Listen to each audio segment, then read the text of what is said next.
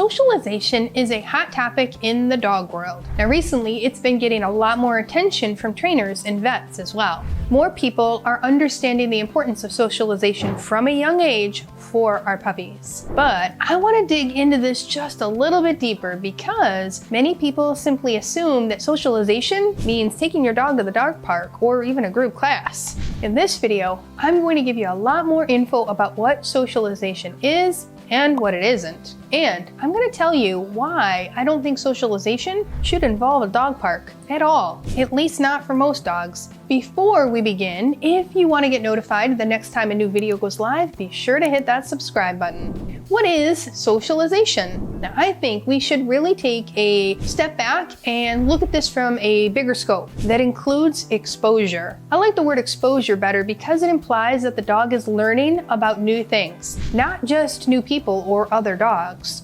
Exposing your puppy to new things when he's young helps him become confident and secure and able to handle new experiences for his whole life. If you envision taking a little vacation with your dog and walking down a lovely little beach or a pedestrian street or exploring a new area and having your dog walking nicely by your side, with good manners and calm demeanor. Well, with the right training, this is definitely possible. But exposure to new things at a young age is going to play a big part in this. Socialization and exposure means giving your dog access to new experiences, which include sights and sounds, smells, textures, and activities. It doesn't mean meeting everyone. Remember that your dog's strongest sense is their nose. So take them to new places where they might smell new things, even if you are simply starting in the parking lot while sitting in the car. It is a big deal and it is super beneficial. Who knew that drive-thrus at a restaurant were so great for dog exposure? I did, and now you do too. It's great to teach our dogs that they don't have to interact with everything and everyone that they see. Can you imagine strolling down the pedestrian street and your dog has to go up and greet and be engaged with every living thing? Yeah, that's not going to be very relaxing for you or your dog. Teach your dog that it's okay to be exposed to these things, but he or she doesn't have to go any further.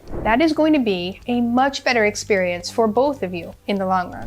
Why is exposure important and when? Well, if you want to create a lasting positive impression, then exposing your dog during the critical imprint period is important. Your dog is most impressionable when they are the youngest. The first imprint period starts at about 8 weeks and goes till about 12 to 16 weeks. This means we have a very short window of time to slowly, yet positively, expose our dogs to all the things we want them to feel comfortable with later in life. How do you do exposure and socialization right? Well, exposure and socialization can't be done quickly, as our human breeds might think. You might think that you're ready to strap on a leash and head out to the nearest pet store, take your dog in and expose him to all the things, the sights and smells and sounds. While this is a good idea at some point in the future, it should not be done in one session at the beginning. I want you to break this down into multiple sessions, maybe over a few days or probably even over a few weeks. Keep in mind, we actually don't recommend taking a pup into the pet store until you've had quite a bit of training under your belt. I mean, think of it like this, the ultimate obstacle course in there. All the smells and the dogs and the people and the treats and the temptations. It's going to seem like it's Disneyland on steroids in there to your dog, who likely doesn't have enough focus on you when distractions are greatest, or enough manners to stay by your side instead of bolt off to say hi to everyone else. You'll start by picking one low-key location with simply exposing your dog to the new smells in the area from the parking lot for just a few minutes. You would be surprised at how challenging it is to keep up his level of intense processing of information. This is tiring for your pup, so don't be tempted to camp out there for an hour or more. That's way too much too soon. A few minutes of smelling, and then you'll be on your way until the next session. After we've done a few sessions of exposing our dogs to the parking lot, then it's time to take it a little bit closer to the door. How close? Well, it's going to depend on your dog. You will have to have an understanding of canine body language in order to really see where it's comfortable and engaging. Now, when your puppy is relaxed and comfortable, he is open to learning new things. If he's stressed, tired, or overstimulated, it's too much information. I usually say that the vault doors have closed and there is no learning taking place. By the way, lunging and barking and frantically pulling to go say hi would mean he tipped over threshold, and you likely stayed too long in that location or got too close to the very distracting thing or other dogs or people. Now, the next step after parking lot smells and getting a little closer is taking it even closer. We might just be at the doors of the store, or maybe just inside, or maybe we are several feet away from the door still watching people go in and out. And we may have to hang out here for several sessions. Again, this will depend on your dog and how comfortable he is or she is with the process so far. Every dog is different, and we have to train the dog that we have in front of us. Now, this process might be achingly slow for you, but think about your pup and put her needs and preferences ahead of your own. Now, the next step could be that we go inside. Maybe we head all the way to the back of the store where it's not so busy. Or if you're at a home improvement store, maybe you go to the garden center where it's a little less distracting and outside. From here, you can progress to walking around a little bit more in the busier spots of the store, or maybe greeting people from time to time. Remember, this is only after you've practiced all the other steps several times, and in each time your dog was chill and relaxed. If at any time your pup tips over threshold, it's time to go back a step in the training process. Be sure to have your treat pouch and make it clear to people that you are in training. Not everyone gets to pet your cute dog. Now, if people know you are working hard on some training, they are often very good at respecting your wishes for engagement. Another benefit of the treat pouch: poo bags. Yes, expect some accidents, even though you might think your dog knows not to go potty inside. The bright lights, the new smells, and the sounds, it's distracting and stressful, and it'll probably lead to a potty accident. Don't worry, these stores have seen it all before. Just pick it up and clean up after yourself, and you'll be fine. What are common mistakes dogs owners make during a socialization and exposure training? Well, mistake number 1. Going too fast or for too long. Doing exposure training with our dogs should be done in a very short but frequent interval. Smelling all these new smells and taking in all that info, it can be exhausting. This is like a human going into a perfume store and being asked to interpret all the different perfumes, except it's 40 times stronger for your dog. It's very tiring for your pup, so less is more when it comes to dog exposure. Start with just a few minutes in a new area and build up from there. Mistake number 2. Engaging with everyone.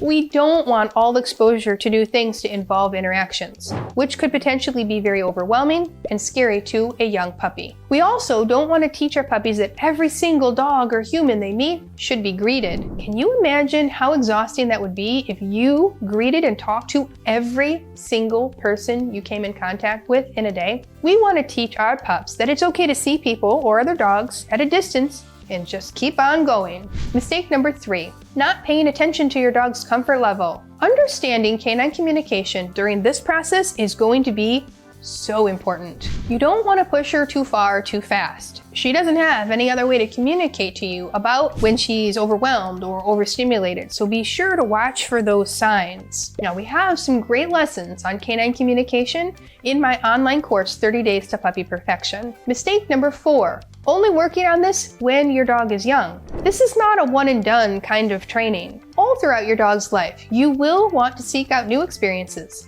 Just like humans love novelty, it's good for our dogs too. You'll want to focus on it more during the younger, formidable weeks, but even as your dog is older, keep in mind his exposure to new things and build it in if you haven't focused on it in a while. Mistake number 5, starting too late. Now, if your vet tells you that your puppy is not allowed to go outside until they're fully vaccinated, I recommend looking for a new vet. Proper and positive socialization and exposure has lasting impacts on the rest of our dog's life. The consequences of under-socializing your puppy far outweigh the risks of safely getting out and about before they are fully vaccinated. Mistake number 6, thinking too narrowly about socialization and thinking it's only about dogs or maybe other humans. This is a common mistake, but now you know better, so be sure you don't get stuck in that mindset that puppy socialization is just about going to group class for training, where you think your dog is getting the right kind of socialization. I think you get the idea from the previously talked about concepts in this video,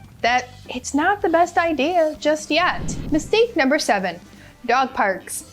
Nope, nope, and nobody nope. Unfortunately, too many owners bring inappropriate dogs to the dog park. These dogs tend to start fights whether they mean to or not, and many people don't follow the rules about leaving food and toys and kids under 10 out of the park. The dogs then fight over these resources and kids get scratched or knocked down. Or dogs get injured and have a bad experience that has lasting effects. Many people don't know how to read canine body language and misinterpret the signals that dogs are giving off.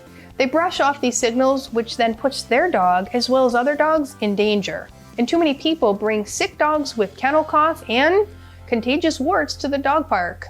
People also bring their high-energy, revved-up dog that's been in a crate all day to the park. This can lead to an altercation. Instead of going to the dog park, I would suggest you find a friend with a dog that's about the same size and temperament to have a good first playdate experience with. Now, there have been far too many cases of dogs being negatively affected for life because of an experience at the dog park. Mistake number 8. I hate to rain on everyone's parade, but I don't love doggy daycares so much either. It isn't necessarily an age issue, but more a safety issue with the daycare. Definitely, while a pup is potty training and you are getting him on a schedule, you may want to avoid them. But even once they're older and established, you really have to evaluate if the daycare you're considering is the right fit. Is it similar energy level as your dog's natural level? Will the schedule allow your pup to rest at his normal times? Will there be dogs who are much different in size and temperament as your pup that could accidentally cause an injury? And of course, you want to evaluate safety and cleanliness, as well as if they use the same approach to training as you do. Now, more info on doggy daycares can be found in this great video here. And what about classes? Well, puppy socialization classes, when done right, can be a good option. You'll want to ask some questions ahead of time to make sure it's a good fit for your puppy. Ideally, the class size will be small, 5 puppies at max, and the time that they will be together should be limited to about 15 to 30 minutes with frequent rest breaks to avoid overstimulation. And the puppy should be matched in terms of temperament and size, roughness of play to ensure that they will not be accidentally injured. Definitely ask about how they manage puppies at different stages of vaccinations as well. Not all classes will be perfect, but you do want to do your research ahead of time to try to find just the right fit.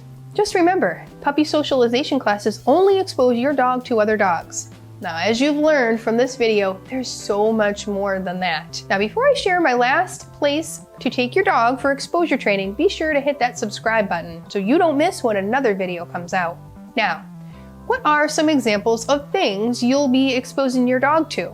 Well, how about stores or other animals such as farm animals? From a distance, those smells are going to be amazing to your dog. Restaurants, meaning the parking lots or drive-thrus, will be great.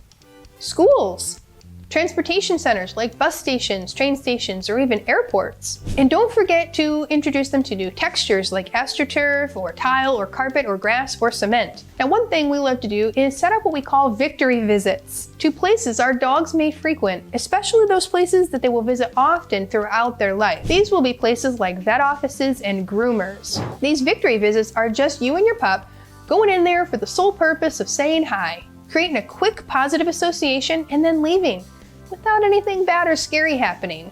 Now, whether you start with sitting in the parking lot and eventually walking around their parking lot or popping in to allow the staff to give your pup a cookie, just be sure you set up those victory visits with your pup so they don't always make a negative association with those places.